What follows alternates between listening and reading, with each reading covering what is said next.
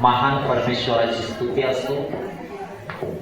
त्या पवित्र देवाने आपला सर्वांसमोर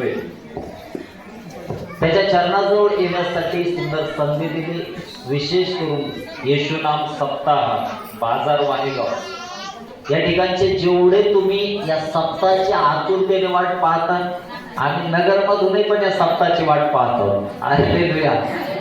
कारण ही मंडळी ज्या प्रकारे काम करते ना, एक आदर्श मंडळी आहे। कशी मंडळी आहे?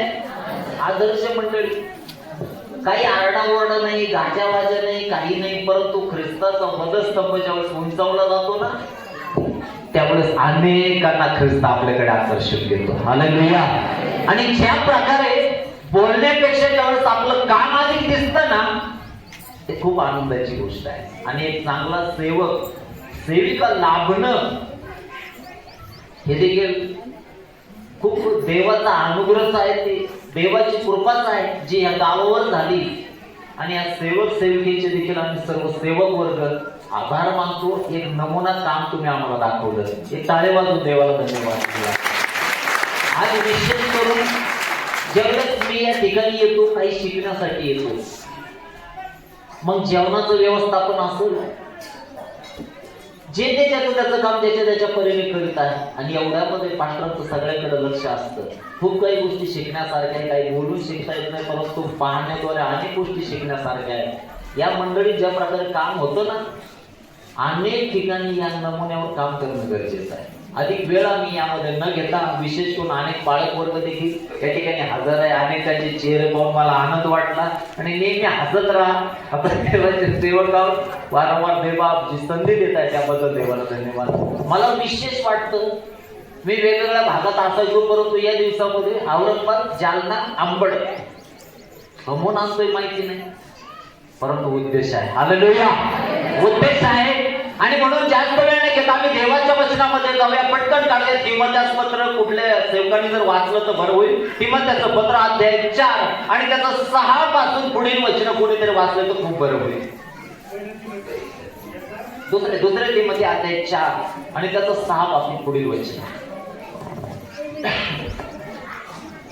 6 पासून मोठ्याने वाचा कोणीतरी। कारण आता माझे अर्पण होत आहे आणि माझा प्रयाण काळ जवळ आला आहे। जे सोयीत ते मी केले आहे, भाव संपवले आहे, विश्वास राखला आहे। आता जे राहिले आहे ते हेच की माझ्यासाठी नीतिमत्वाचा मुकुट ठेवला आहे। हालेलुया। हालेलुया। हालेलुया। हालेलुया। या वचनामध्ये प्रियांनो, प्रेषित पौलाचं जीवन आम्हाला दिसतं।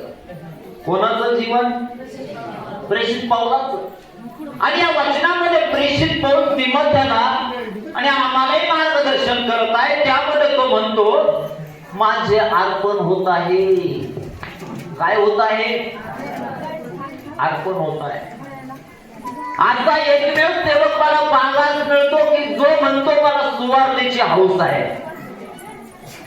सुवार्तेची काय आहे? आम्हाला हौस असायला पाहिजे। कशाची?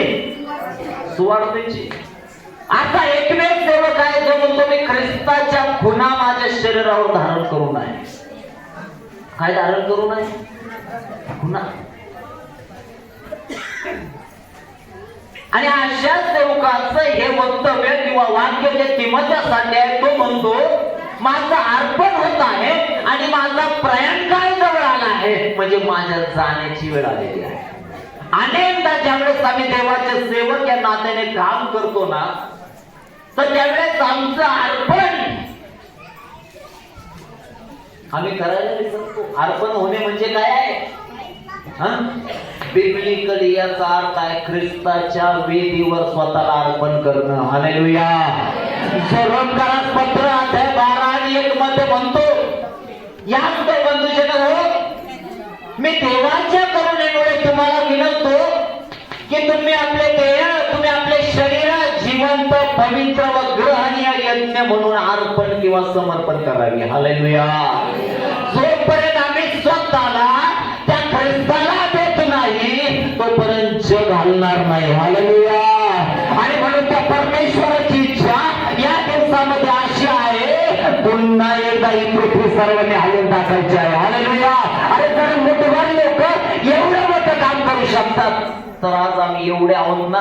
किती आहोत आम्ही? किती आहोत आम्ही? अरे अशी कोणी यंत्रणा नाही निघली की जे आम्हाला मोजू शकते. हालेलुया. यंत्रणाच नाही अस्तित्वात जे आमची काय करते, गलती करते. कारण आमच्या बापाला आम्ही वचन दिलं होतं. काय होतं? तुझी संतती वाळूच्या कणा इतकी होईल. जर आकाशातल्या ताऱ्याची कोणी गलती करू शकलं तर त्यांची करू शकल. कुठलंही कोणीही येऊ द्या, आतापर्यंत आमची गलती झाली नाही. कारण ख्रिस्ताद्वारे आम्ही वाढवले गेले आहेत. हालेलुया. आणि येणाऱ्या दिवसामध्ये सैतानाने किती थैतायात करू द्या, किती नाचू द्या, त्याच्या पिळवळीने किती तुम्हाला घालू द्या, येशू ख्रिस्ताचा वधस्तंभ सैतानाच्या छाताडावर बसवायचा आणि अनेकांना ख्रिस्ताच्या राज्यामध्ये घेऊन जायचा आहे. हालेलुया. आणि म्हणून या वचनामध्ये या मंडळीला विशेष करून सांगेल, या वचनामध्ये जसं तो म्हणतो माझा अर्पण होत आहे आणि माझा जाण्याचा वेळ काय झाला आहे, जाण्याचा वेळ जवळ आला. काम किती केलं, बरोबर आहे ना? काम किती केलं महत्वाचं आहे ना. वर गेल्यानंतर आम्हाला सेवकांनाही प्रभू विचारून काय दिवे लावले, आमच्या नगरी भाषेत येते काय दिवे लावले, बरोबर आहे ना. आणि म्हणून आम्ही जर हे पाहतो तर आम्हाला गेल्यानंतर आमच्या कामाचा अहवाल तिथं द्यावा लागेल. आणि म्हणून वचनामध्ये म्हटलंय, जो देवाने निवडलेला प्रेषित, जो येरुशलेमेपासून इल्लुरिकमापर्यंत संपूर्ण सुवार्थ सांगितलेला अभिषिक्त, ज्याने मंडळीला 13 पत्राद्वारे अतिशय उत्कृष्ट दिलेलं शिक्षण, आजही त्या शिक्षणाद्वारे देव आमच्याशी बोलत आहे. आणि आता पाहून ज्याच्याबद्दल म्हटलंय, ज्याने जग हलवलं ते आजही आले आहे. हालेलुया. येणाऱ्या दिवसामध्ये सैतानाने किती तयात केला तर आम्ही हलून जायचं नाही, पुन्हा एवढा कसं राज्य हलून सोडायचं आहे. हालेलुया. दम कुठं लागतो? आतमध्ये असायला पाहिजे. कसा येतो? कसा येतो? आव्हान नाही जमत. ज्यावेळेस अभिषेक व्यक्तीच्या जीवनामध्ये असतो आणि ज्यावेळेस वचनाची परिपूर्ती मनुष्याच्या जीवनामध्ये असते ना, त्याच्या जीवनामध्ये मरणाचं भय निघून जात. काय निघून जात? मरणाचं भय. आणि त्यावेळेस पौलाप्रमाणे त्याच्या मुखात शब्द हे असतात, जगणे मला ख्रिस्त आणि मरण मला लाभ. आता मरण आमचं काहीच करू शकत नाही, जरी मेलो त्याच्याजवळ असणार. हालेलुया. आणि जरी जगलो कोणाजवळ असणार आहे, बरोबर आहे ना. मग एवढा आत्मविश्वास कुठून येतो? तर वचनामध्ये आम्हाला पाहावाच मिळतो. हाच प्रेषित पौल म्हणतो, एक मनुष्य मला माहित आहे, त्याला सदेह किंवा विदेह तिसऱ्या स्वर्गापर्यंत उचलून नेण्यात आलं. आम्हाला फक्त एक माहित आहे. कितव्या स्वर्गापर्यंत? केव्हा? जेव्हा दगड मार झाले. पाहिलं तर मरण पावलं, बरोबर आहे ना. तसंच म्हणू शकतो, बरोबर आहे. आत्मा न्याला सगळं काही दाखवून आणलं आणि आल्यानंतर जाऊन घोषणा करतो, जगणे मला ख्रिस्ताने मरणाला. सेवकांच्या मुखात हे शब्द असायला पाहिजे. आणि ज्यावेळेस या शब्दावर एक सेवक उभा राहतो ना, अख्खं सैतानाचं राज्य त्याचं काहीच करू शकत नाही. हालेलुया. आणि म्हणून यासाठी आम्हाला ऊर्जेची गरज आहे, यासाठी आम्हाला अभिषेकाची गरज आहे. आणि तो जात असताना काय करून गेला बरं? येरुशलेम पासून रोम पर्यंत शुभवर्तमान घेऊन गेला. हालेलुया. या दिवसामध्ये ज्यावेळेस वयातील सेवक धावतात त्यावेळेस मला लाज वाटते माझ्या जीवनाची. अरे मी म्हणतो ते धावत आहे यार, किती आत्म्यासाठी धावत आहे. हालेलुया. येणाऱ्या दिवसामध्ये प्रत्येक सेवकाने ही अपेक्षा बाळगायला पाहिजे, एका मंडळीत मी संतुष्ट नाही, 2 मंडळीत मी संतुष्ट नाही, 10 मंडळीत मी संतुष्ट नाही, ज्यावेळेस मी स्वर्गामध्ये जाईल लाखोची फौज माझ्या मागे असायला पाहिजे. हालेलुया. त्याला म्हटलंय दर्शन, त्याला म्हटलंय कळवळा. आणि म्हणून इथं तो म्हणतो माझं प्रयाण काळ जवळ आला आहे, परंतु तरी म्हणतो संकट माझी वाट पाहत आहे. घाबरला का? घाबरला का? त्याच्या संकटाची लिस्ट दिली. कशाची लिस्ट दिली? नद्यावरील संकट, लुटारूमुळे आलेले संकट, देश बांधवाने आणलेले संकट, छड्यांचा मार, गलबत फुटणं, रात्र घालवणं, पुष्कळ उपवास तापास, एवढंही करून सैतान त्याला मारू शकला का? का बरं? कारण तो देवाद्वारे निवडलेला अभिषिक्त सेवक होता. हालेलुया. आणि नेहमी ध्यानात घ्या, केंद्रातलं सरकारचं जगातल्या लोकांचं संरक्षण करतं, आमचं केंद्रातही पण आहे, राज्यातही पण आहे. हालेलुया. हालेलुया. आणि ज्यावेळेस ते रक्षण करतं ना, मग वायवटात भले हजार असले तर तो देवदूत पाठवतो. भले जेलमध्ये पेत्र असू तर तो देवदूत पाठवतो. हालेलुया. परंतु त्याच्यासाठी पेत्रही तसा पाहिजे. हालेलुया. आमचं जीवनही तसं असायला पाहिजे. प्रेषित पौलाने एवढं मोठं काम केलं, त्या साप्त्यामध्ये आनंद मानायचा नाही. येणाऱ्या दिवसामध्ये जेवढं तुम्ही इथं नाचले तेवढं स्वर्गात नाचायचा डान्स झाला पाहिजे. हालेलुया. कसा होईल? ज्या वेळेस हरवलेले आत्मे देवाशी जोडले जातात, त्या देवाकडे येतात, तेव्हा स्वर्ग आनंद करतात. बरोबर आहे ना? मग आमच्या या कार्यक्रमाचा पूर्ण आनंद केव्हा होईल? जेव्हा स्वर्गामध्ये स्वर्गदूत डान्स करतील. हालेलुया. म्हणून या दिवसामध्ये काल एक घोषवाक्य मी तुम्हाला दिलं होतं. कुठलं होतं? सर्व महिलांनी जोरात सांगायचं. अरे अजून थोडं दमदार. रडायचं नाही तर त्या बाबतीत मला जास्त आनंद झाला, डोक्यात भीड झाला का? हालेलुया. आणि प्रत्येकाने सुवार्ता गाजवायची. प्रत्येकाने काय गाजवायची? गाजवायची. काल फंडा सांगितलं ना, काय सांगायचंय? येऊन तर पहा. काय बरोबर आहे का? होतं ना, नामानाचे जर कोड जातात, येणाऱ्याचे बंधन तुटले जाईल, प्रत्येक आजार बरा होईल. हालेलुया. आणि म्हणून देवाच्या वचनामध्ये पुढे जर आम्ही पाहिलं तर प्रेषित पौल या ठिकाणी म्हणतो, जे सुयुद्ध ते मी केलं, धाव संपवली आहे, विश्वास राखला आहे. युद्धाविना विजय आहे का? युद्धाविना विजय आहे का? नाही ना. एक इंच भूमी देखील सैतान युद्धाविना देईल का? देईल का? मग आम्हाला आत्मिक युद्धाची गरज आहे. ज्यावेळेस मंडळी गुडघ्यावर असते ना, त्यावेळेस अगणित आत्म्यांसाठी हल्लेल्या मंडळीचे दरवाजे उघडे होतात. हालेलुया. ज्यावेळेस सेवक गुडघ्यावर असतात ना, त्यावेळेस हल्लेल्या सर्व गड ज्यावेळेस बांधले जातात, त्यावेळेस हल्लेल्या बंधनातले लोक मुक्त होतात. केवळ बोंबलत फिरून नाही होणार. या दिवसामध्ये प्रेषितीय कार्यप्रणाली आम्हाला अवलंबावी लागेल. आणि ज्यावेळेस त्या नमुन्यानुसार आम्ही काम करू ना, बदलले जाते. काय? गावाचे गाव. हालेलुया. काही करायची गरज नाही, फक्त प्रार्थना आणि देवाच्या वचनानुसार काम. पुढे वाचलं तर असं म्हटलंय, तो म्हणतो मी सुयुद्ध केला आहे, धाव संपवली आणि विश्वास राखला आहे. जीवनाच्या शेवटच्या समयापर्यंत आम्ही विश्वासात राहणं गरजेचं आहे. लक्ष द्या, महत्वाचा मुद्दा सांगत आहे. सर्व बहिणींनी लक्ष द्या. काय म्हटलं? विश्वास काय केला त्याने? किती जणांनी येशूचा अनुभव घेतला की तो जिवंत आहे? किती जणांनी पाहिलं आहे की तो खरोखर आहे? किती जणांनी पाहिलं? अरे जरी तो डोळ्याने दिसत नाही ना, परंतु ज्या वेळेस हन्ना प्रार्थना करते, हालेलुया, शमवेला द्वारे तो आशीर्वादित करतो आणि तो म्हणतो मी जिवंत देव आहे. हालेलुया. हालेलुया. तसं आज आमच्याही जीवनामधून जे आजार पण देवाने बाहेर काढलं, जे सैतानी बंधन देवाने बाहेर काढले आणि त्याद्वारे आम्हाला जाणीव झाली येशू ख्रिस्त जिवंत आहे. हालेलुया. मग सोडायचं का?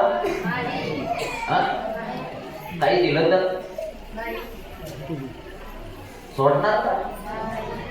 हाणमार झाली तर सोडणार का?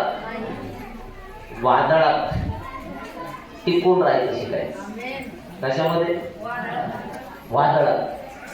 वाळवंटातले झाड उंच जास्त वाढत नाही. लक्ष द्या इकडं. वाळवंटातले झाड उंच जास्त वाढत नाही.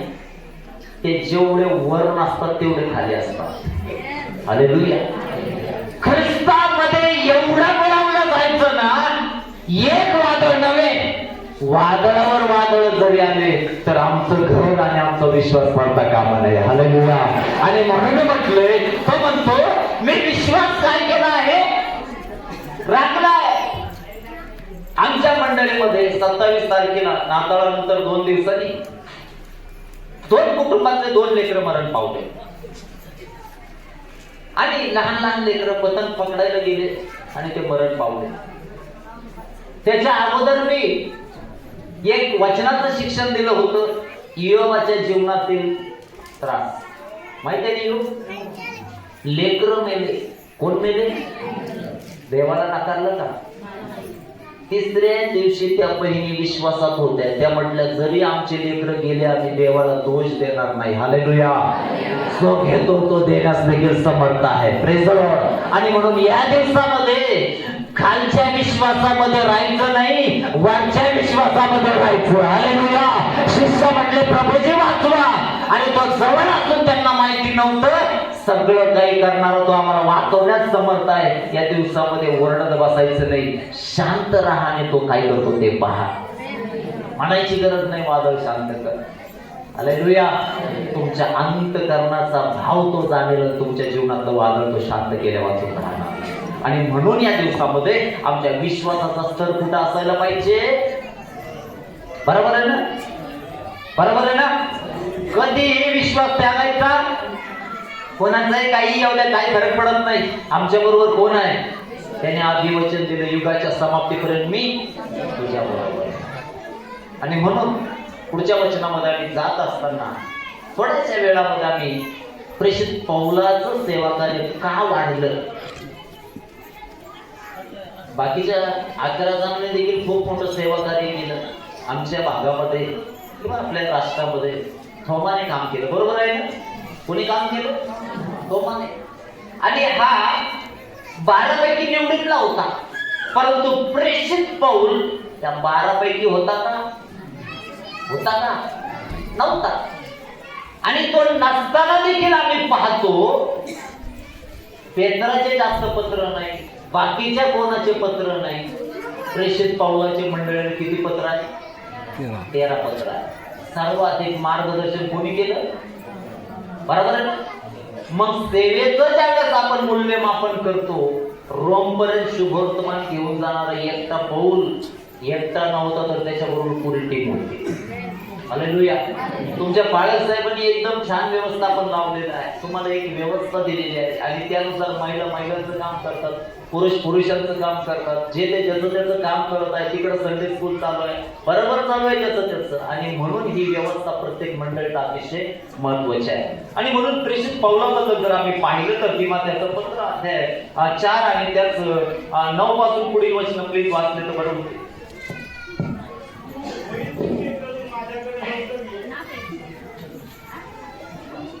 तू होईल तितके करून माझ्याकडे लवकर ये, कारण देवासला एक सुप्रिय असल्यामुळे तो मला सोडून थेसलोनिकात गेला आहे. क्रेस्केस गलतियास वरती दलमतियास गेला. लूक मात्र माझ्या जवळ आहे. मार्गाला आपल्या बरोबर घेऊन ये, कारण तो सेवेसाठी मला उपयोगी आहे. मंडळीने, लक्ष द्या, मंडळीने ऐक खाऊ असू नये. काय म्हटलं?